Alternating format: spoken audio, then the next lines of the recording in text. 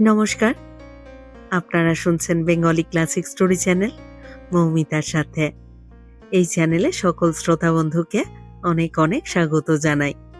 আজ আপনাদের পড়ে শোনাবো আমাদের প্রিয় কথা সাহিত্যিক বিভূতিভূষণ বন্দ্যোপাধ্যায়ের লেখা একটি অসাধারণ ছোট গল্প। গল্পের নাম পরিহাস। গল্প শুরুর আগে আমার পুরনো কথাগুলি আরও একবার খুব সংক্ষেপে বলে নিচ্ছি। এই চ্যানেলে যারা আমার গল্প পাঠটি শুনছেন তাদের কাছে অনুরোধ, যদি আমার পাঠ এবং পরিবেশনা আপনাদের ভালো লাগে, যদি গল্পটি ভালো লাগে, একটি লাইক করবেন এবং গল্পটিকে আপনাদের প্রিয়জনের মধ্যে শেয়ার করে দেবেন। আর এখনও যারা চ্যানেলটি সাবস্ক্রাইব করেননি, যারা নতুন শুনছেন, তারা অবশ্যই চ্যানেলটি সাবস্ক্রাইব করে আমার সাথে থেকে নিয়মিত শুনতে থাকুন বাংলা ক্লাসিক গল্পগুলি। সবার কাছেই অনুরোধ, আপনারা বেল আইকনটি প্রেস করে নোটিফিকেশন অন করে রাখুন, যাতে প্রতিটি নতুন গল্প আপলোডের সাথে সাথে আপনাদের কাছে নোটিফিকেশন পৌঁছে যায়। আর কথা বাড়িয়ে সময় নষ্ট করছি না, শুরু করছি আজকের গল্প পরিহাস। অনেক বছর ব্যবধানে মানব জীবনে যে নাটক অভিনীত হয়, যে সূক্ষ্ম আবেদনের সৃষ্টি করে, এই গল্পটি তারই গল্প। রামতারক বন্দ্যোপাধ্যায়। রামতারক বন্দ্যোপাধ্যায় যখন মারা যান 1265 সালে, তখন তার সম্পত্তি বেশ ভালোই ছিল কুড়ুলগাছিতে। রামতারক বন্দ্যোপাধ্যায়ের স্ত্রীপুত্র ছিল না। তিনি তার সম্পত্তি ছোট ভাই রামগতিকে দিয়ে গেলেন। সন্ধ্যার সময় ছোট ভাইকে ডেকে বললেন, কিছু মনে করিস নে রামা, অনেক মামলা করেছি তোর সঙ্গে, বিষয় নিয়ে সব তো রেখে যেতে হলো, সঙ্গে কিছুই নিয়ে যেতে পারলাম না।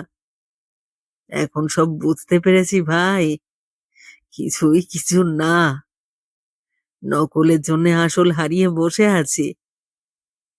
একটা কথা বলি শোন, উঠোনের ওই জবা গাছ তলায় আমার 5 টাকা পোঁতা আছে, তুলে নিস। রামগতির সঙ্গে দাদার মুখ দেখা দেখি ছিল না বহুদিন থেকে। কেউ কারোর বাড়িতে যেত না, যদিও পাশাপাশি বাড়ি। রামগতি কেঁদে ফেলে বললেন, দাদা, তুমি কি বলছো? আমি জসাইকুটি থেকে নীলমণি কবিরাজকে কাল সকালেই নিয়ে আসবো। কোনো ভয় নেই দাদা, তুমি ভালো হয়ে উঠবে। রামতারক ম্লান হেসে বললেন, এদিকে আয়, আশীর্বাদ করি। নীলমণি কবিরাজকে আর আনতে হয়নি। শেষ রাত্রের টাল আর সামলে ওঠেনি বৃদ্ধ রামতারক। দাদা শ্রাদ্ধ শান্তি রামগতি পল্লীগ্রামের হিসেবে ভালোভাবেই করলেন। লোকে তাকে ভালোই বললে। এতদিন দাদা মামলা মোকদ্দমা করে ছোট ভাইকে নাস্তানাবুদ করেছিল, অনেক ফাঁকি দিয়েছিল বুড়ো। রামগতি ভালো প্রতিশোধী নিয়েছে। শ্রাদ্ধ শান্তি চুকে যাওয়ার পরে একদিন রামগতি তার চাকর হারাধনকে ডেকে বললেন, হারাধন, একটা কোদাল নিয়ে চলতো, চলতো আমার সঙ্গে দাদার বাড়ি। কেন গো ছোট বাবু, কি হবে কোদাল? চল না বলছি। দাদার বাড়ির উঠোনে বসে হারাধনকে বললেন, ওই জবা গাছের তলায়, ওই জবা গাছের তলায় খোঁড় দিকি, খোঁড় দিকি ভালো করে। কেন? দাদা বলে গিয়েছিল টাকা পোঁতা আছে ওর তলায়। তুমিও যেমন পাগল, টাকা পুঁতে রেখে গিয়েছে তোমার জন্যই। তুই খোঁড় দিকি ভালো করে, বকিস নে। হারাধন এই সংসারে বিশ্বাসী পুরনো চাকর, অনেকদিন থেকে রামগতির কাছে আছে। মনিবের উপর সে অনেক সময় হুকুম চালায়। ভালো মানুষ রামগতি হাসি মুখে সহ্য করে। অনেকক্ষণ ধরে খোঁড়া হলো, কিছুই পাওয়া গেল না। রামগতি বললেন, উত্তর দিকে, উত্তর দিকে খোঁড় দিকি। আবার খানিক পরে বললেন, পেলি নে? আচ্ছা আচ্ছা, দক্ষিণ দিকে খোঁড়। 6 ঘন্টা খোঁড়াখুড়ির পরেও কিছু পাওয়া গেল না। রামগতি এই টাকার উপর নির্ভর করে দাদার শ্রাদ্ধে কিছু বেশি খরচ করে ফেলেছিলেন। হারাধন বললে, তখনই বললাম তো ছোট বাবু, ও বড় বাবুর আর খেয়ে দেয়ে কাম নেই, আপনার জন্যই টাকা পুঁতে রেখে যাবে। তাই তো। বললে যে দাদা, মৃত্যুর কিছু আগে। অমন বলে, রোগের সময় কে কি বলে, তাই কি আর দেখতে গেলে চলে। এই ঘটনার কিছুদিন পরে রামগতির মৃত্যু হলো। রামগতির একমাত্র শিশুপুত্রের বয়স তখন মাত্র 5 বছর। রামগতির বিধবা পত্নী ছেলেটিকে নিয়ে চুয়াডাঙ্গায় তার বাপের বাড়ি চলে গেল। যাবার সময় প্রতিবেশীদের বাড়ি বাসন কোসন পিঁড়ি খাট বালতি রেখে চলে গেল। চুয়াডাঙ্গায় রামগতির স্ত্রীর বাপের বাড়িতে শুধু তার এক ভাই ছাড়া আর কেউ ছিল না। ভাইটি মূর্খ এবং গুলিখোর, অবস্থাও ভালো নয়, অতি কষ্টে সংসার চলে। গরুর গাড়ি এসে দাঁড়াতে রামগতির স্ত্রীর ভাজ উঁকি মেরে বললে, ও মা, এ যে ঠাকুরজি। আহা, এসো এসো, এ বুঝি খোকন, এসো বাবা। রামগতির স্ত্রীর চোখে জল এলো। সে যে সংসারে বধূরূপে ঢুকেছিল সেখানকার অবস্থা এদের চেয়ে অনেক সচ্ছল, অনেক ভালো। রামগতির অংশে 30 বিঘে জমি ছিল, প্রজাবিলি, কিছু খাজনা এবং কিছু ধান পাওয়া যেত। খাওয়া দাওয়ার অবস্থাও ছিল অনেক ভালো। কিন্তু রামগতির স্ত্রী শিশুপুত্রকে নিয়ে সেখানে থাকতে সাহস করেনি। সাহস করেনি বলে দাদার আশ্রয়ে এসে পড়ল। গোড়া থেকেই সে ভুল করেছিল। গুলিখোর দাদার ঘরে সব দিন চাল থাকে না। মামিমা রামগতির ছেলে সতুকে বলে, তোর মামার কাছে গিয়ে বল ঘরে চাল নেই, নইলে খাওয়া হবে না। সতু গুলি ডান্ডার দোরের কাছে ভয়ে ভয়ে এসে দাঁড়িয়ে বলতো, ও মামা, ও মামা। কেউ কথা বলে না। আড্ডার রকম দেখে সতুর মুখ দিয়েও কথা বেরুতে চাইতো না। সেখানে দেওয়ালে হেলান দিয়ে সারি সারি লোকে বসে আছে। মুখে তাদের লম্বা প্যাকাটির নল, কলসির কানা ভাঙার উপর বসানো, থেলো হুঁকোর সঙ্গে সেই নল লাগানো। কারোর বিশেষ হুঁশ নেই, চোখ বোজানো অবস্থায় গল্প চলছে ওদের মধ্যে। সত্য বুঝতে পারতো না সেসব গল্পের মানে। তখন তার বয়স 8-9 বছর হবে। মামাকে আবারও ডাকতো, ও মামা, মামা। মামা আস্তে আস্তে চোখ চেয়ে বলতো, কে রে? আমি সতু, মামিমা পাঠিয়ে দিলে, ঘরে মোটে চাল নেই। চাল নেই? আচ্ছা বস, এমন চাল খাওয়াবো তোর মামিকে, বুঝতে পারবে চাল কাকে বলে। আবারও আধ ঘন্টা। মামার সার সংজ্ঞা নেই। বেলা হয়ে যাচ্ছে, মামি ভাত ছড়াবে কখন, তারও খিদেতে পেট জ্বলছে।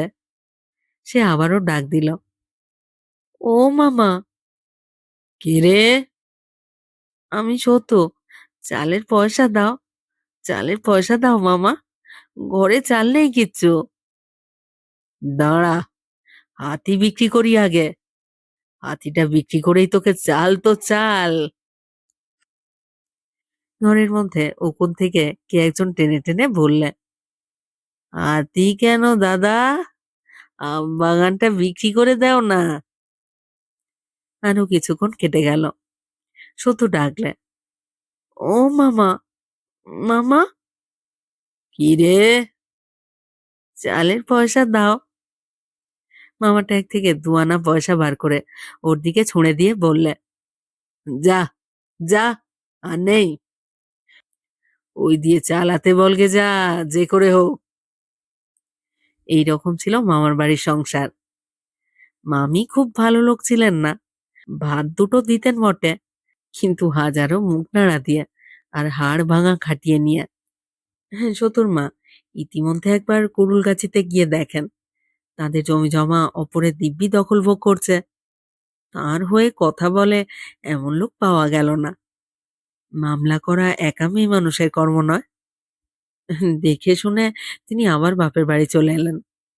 শুধু গ্রাম্য পাঠশালায় লেখাপড়া শিখে দুক্রোশ দূরবর্তী চুয়াডাঙ্গার হাই স্কুলে ভর্তি হলো।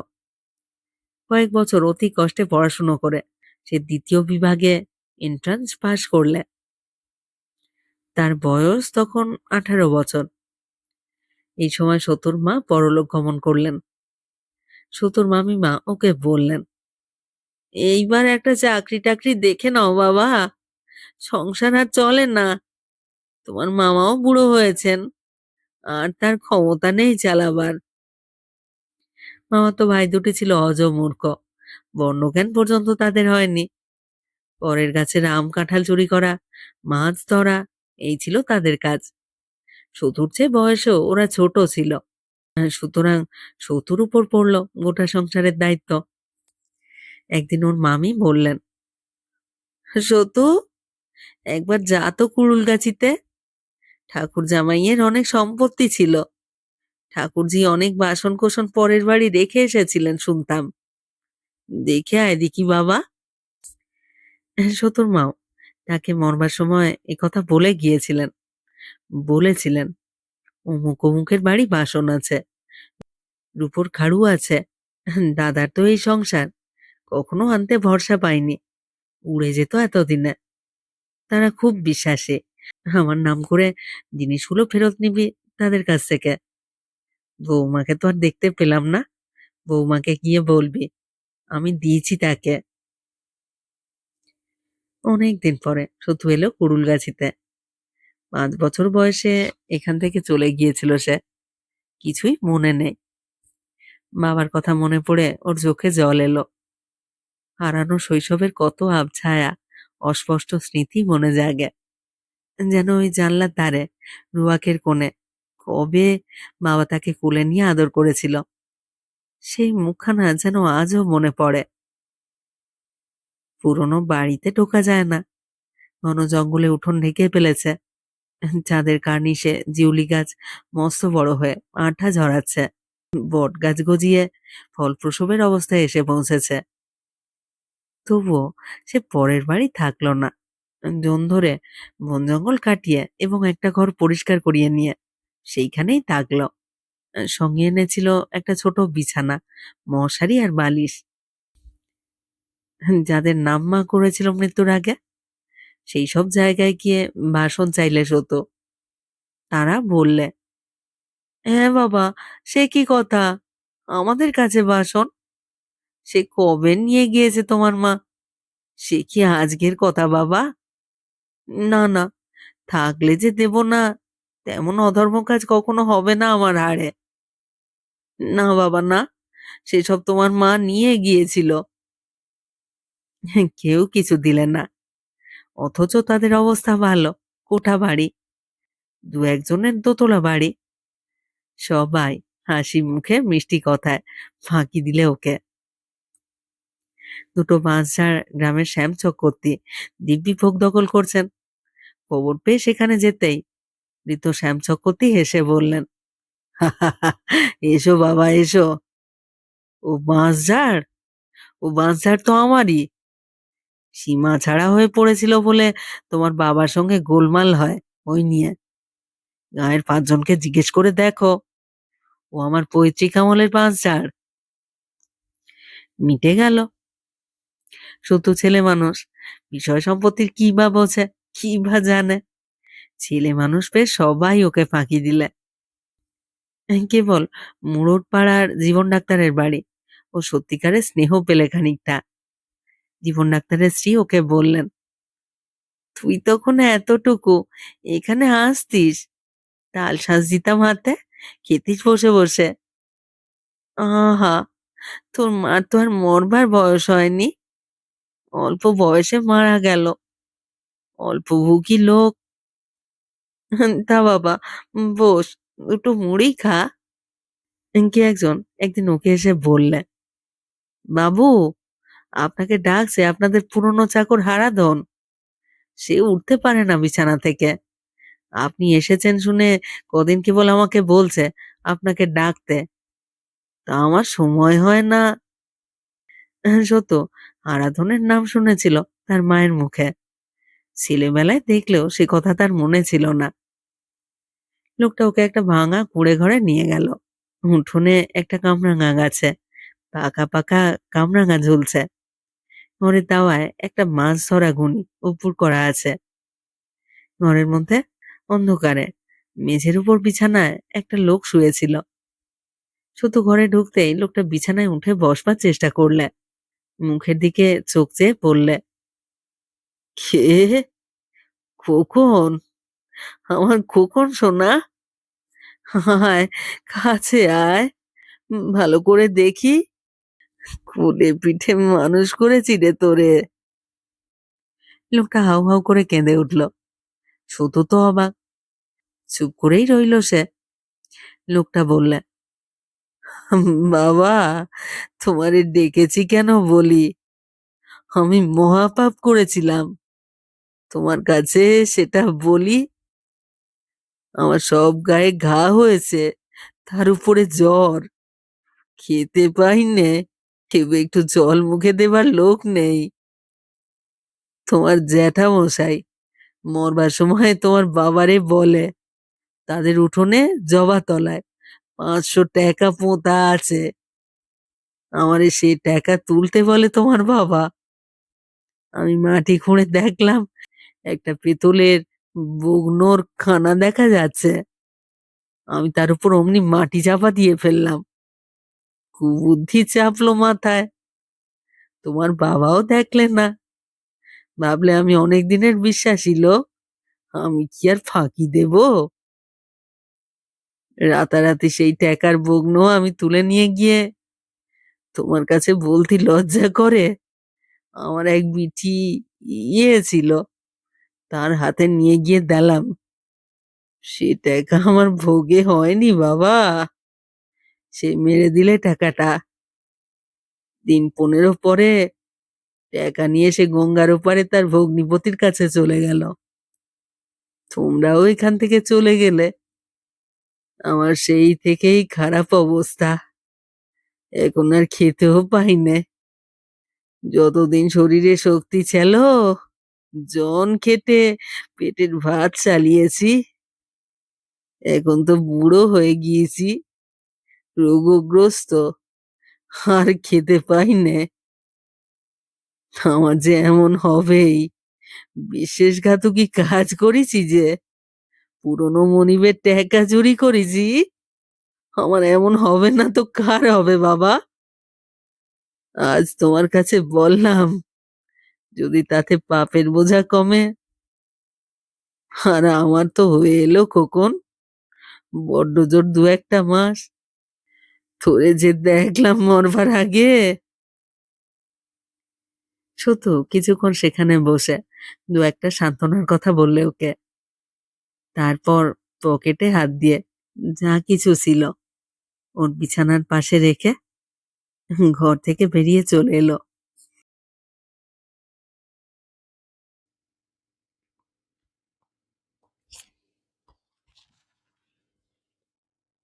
শেষ হলো আজকের গল্প, বিভূতিভূষণ বন্দ্যোপাধ্যায়ের লেখা ছোট গল্প পরিহাস। আপনাদের কেমন লাগলো আজকের গল্পটি? আপনারা যারা এই চ্যানেলে আমার পুরো গল্প পাঠটি শুনলেন, তাদেরকে জানাই আমার আন্তরিক ধন্যবাদ। আপনাদের কেমন লাগলো আজকের গল্পটি? কেমন লাগছে আমার পাঠ এবং পরিবেশনা, তা অবশ্যই আমাকে কমেন্ট বক্সে লিখে জানান। প্রত্যেকটি গল্প পড়বার পরে আপনাদের মতামতের অপেক্ষায় থাকি। আপনাদের ছোট্ট একটু মতামত আমার কাছে অনেক মূল্যবান। আপনাদের মতামত আমার এগিয়ে চলার অনুপ্রেরণা। অপেক্ষায় রইলাম আপনাদের মতামতের। সবাই খুব ভালো থাকুন, সাথে থাকুন। ফিরে আসছি খুব শীঘ্র নতুন গল্প নিয়ে।